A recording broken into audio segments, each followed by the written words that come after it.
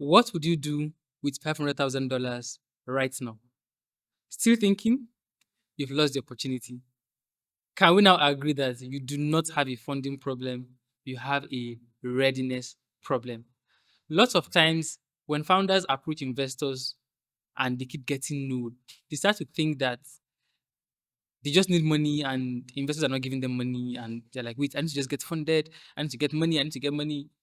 But they don't look at the readiness part. And that is usually what influences the no that they get consistently from investors because they are not ready. And there are three things that investors look for in every startup before they give them money.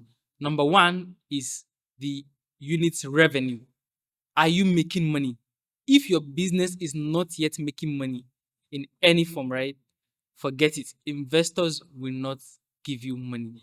There are a few cases where you see them funding ideas, but if you were to check in the background, you see that those founders that are getting funded for their ideas are founders that had already proven that they can make money with another business.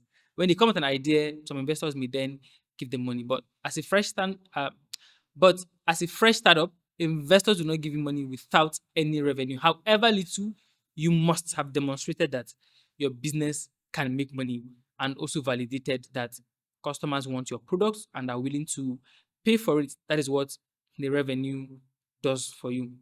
Secondly, investors would want to know your financial story. How has the business been operating so far? What drives the business costs? Like, what do you spend money on? What is the profit margin? What is the cost of acquiring a customer? All of this is the financial story that the investors want to know. And just having it is not enough. The metrics must also be good. Additionally, is let me see also. Additionally is the use of funds.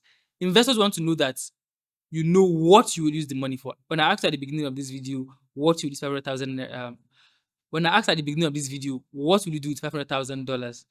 If you don't know where every dollar will go, investors start to doubt that you even know what to do when this money is given to you. So it's not enough for you to go on, say you want to raise $100K, you want to raise $1 million.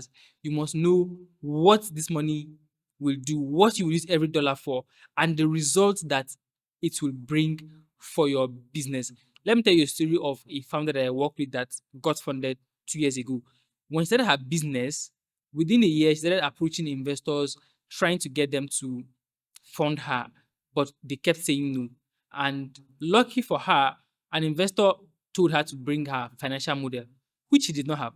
So she came to me and we started with the financial model and then pitch deck and then eventually did um, eventually prepared financial reports for her. So the key things that helped her to win the funding was that we had to define how her business made money in the financial model, showing in detail that okay, when she spends money on marketing, she gets 10 people to view her page, then she converts 2 people to pay her, and that is a model that can scale. That means if she were to do 20 outreach, then she can convert 4 people.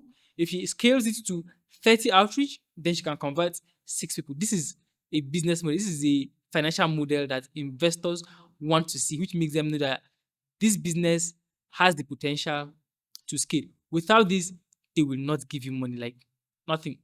Then the financial story part is you knowing your numbers. For this business, they knew how much it cost them to acquire one customer, which is very important because if you do not know how much it costs you to acquire a customer, you may actually be getting customers for say $10 and the customers are paying you $7. That is already a loss.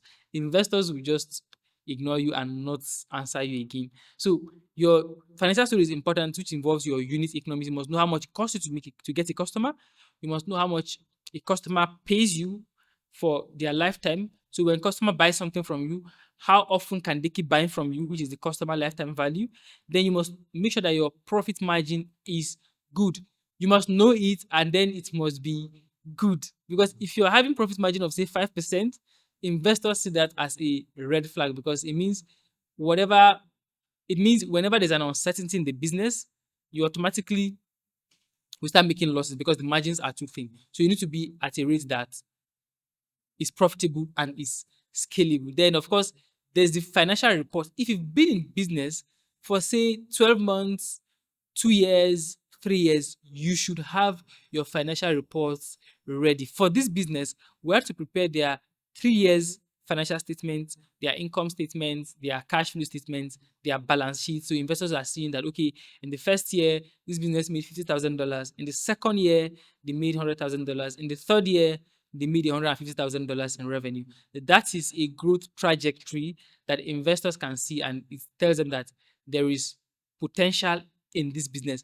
Without the financial model, right, investors will not also answer you because they cannot see the future of the business. And the financial model also tells them how the money that they are giving you is going to be used and how it will eventually generate more revenue and more profits, and how they can cash out from that business, because that is why they are giving you money. Investors are giving you money to cash out, not because they like you, not because they like your idea, but because they are seeing that your idea is something that they can scale with, something that they can benefit from. So if you're approaching investors and you really want to get funded, make sure you are investor ready. Make sure your funding readiness is top notch. And you can start with these three things. Number one, prepare your financial reports for the past years.